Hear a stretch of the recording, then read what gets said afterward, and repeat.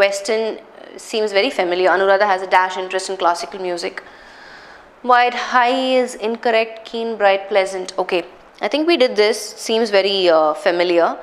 See, interest itself being your clue word, so which means this person is very passionate, is very, what do I say, intentionally want to, it's like having a strong desire in classical music. So the closest option would be keen.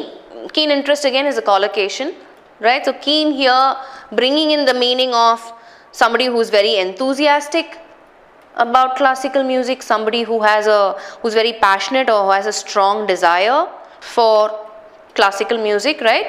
So I think what I would suggest is you guys to search the question first, because I have a feeling I've already answered this question maybe even more than twice. Okay, next question. We have dash responsibility to our customers to make sure that our products are safe. Ma'am, why A and not the? Ma'am, please explain.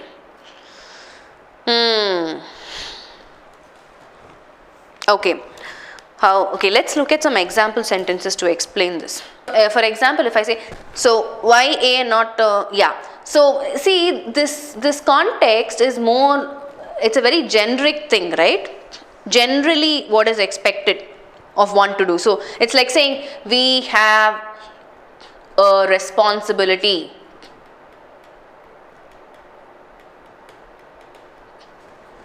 to the poor, right?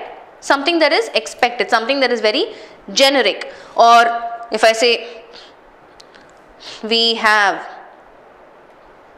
a responsibility to follow traffic rules, right? Or we have a responsibility to pay taxes, right? So this is all something that is expected. It's a very generic thing. So in that context, this one also, we have a responsibility to our customers to do what? To make sure that the products are safe. So anything that is very generic, something that is expected of you to do, ideally it would be the indefinite article, right? Only something that is very specific to the context, then you will use a definite article. So the first question is single blank, right? And you have options. Always one of the things, quickly, having looked at the concepts by now, you should be able to quickly identify collocations fast, right? So when you have that this word is a verb, and if you look at all your options, everything is prepositions, right? In, for, on, about, under. So all are prepositions. So your quick thought should be, what's the most familiar collocation or combination that goes with reeling, right? And for those of you, I'm assuming everybody knows what is reeling, right? If I take the verb alone, reel is a verb. It's an action word, right? So if I take the verb alone, it's basically, if I say, okay, let's use, I'm gonna take Mohit as an example. Okay, Mohit punched. Who did you punch? Shrinu. Mohit punched Shrinu in the ear. Okay, this is just an example. Okay, sending him reeling. So in this example sentence, what is the meaning of the word reeling? Reeling means, in the context, what does it mean? Mohit punched Shrinu in the ear, sending him reeling. What do you understand by this word reeling in this context? So he punched him, meaning gave him one shot, right? So what could have possibly happened to Shrinu? He would have probably lost his balance and fallen down, right? So if you say this, if in this context, what you're saying is this person probably lost his balance, right? Because of the punch, because of the intensity of the punch, and fell down. Shocked, lose balance, yeah. Fell down or staggered, that's another word, right? To stagger means to lose your balance.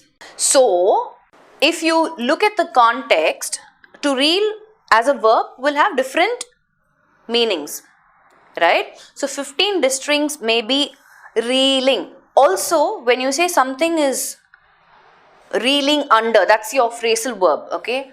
Verb plus preposition collocation. To reel under. So if you didn't know this collocation, what this collocation means, to suffer. Something is negatively happening because of it can be a burden, it can be in this context, like how we said, right? Somebody fell down. So looking at the context, I want you to apply a little bit of context clues and try and figure out the meaning of splurge. Splurging around 20 crores on celebrating Chief Minister's 10 years in office. So understand the context, right? 15 districts may be reeling under. That's our collocation. Obviously, it's option 5. So they are suffering because of this burden of this drought, but the state government is readying to, so they're not bothered about this people who are suffering because of this drought, but they are willing to, what do you think can be the meaning of this splurge? Use context clues. So they are happy, they are willing to spend 20 crores celebrating the Chief Minister's 10 years in office.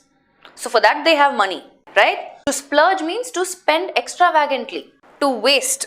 Okay, so use a little bit of context clues and figure out the meaning of these new words. If splurge is a new and unfamiliar word, look at what the context is giving you as a meaning. What is the context expressing as a meaning? So, if you are familiar with this verb plus preposition collocation, you will close your eyes and you will select option 5, to reel under. That's our answer. Okay, if you are not familiar with that, you're going to end up. So, reeling in, reeling for, reeling on, reeling about are not the right collocations or the combinations. Okay, good. So, don't let these new and unfamiliar words stop your understanding of the context.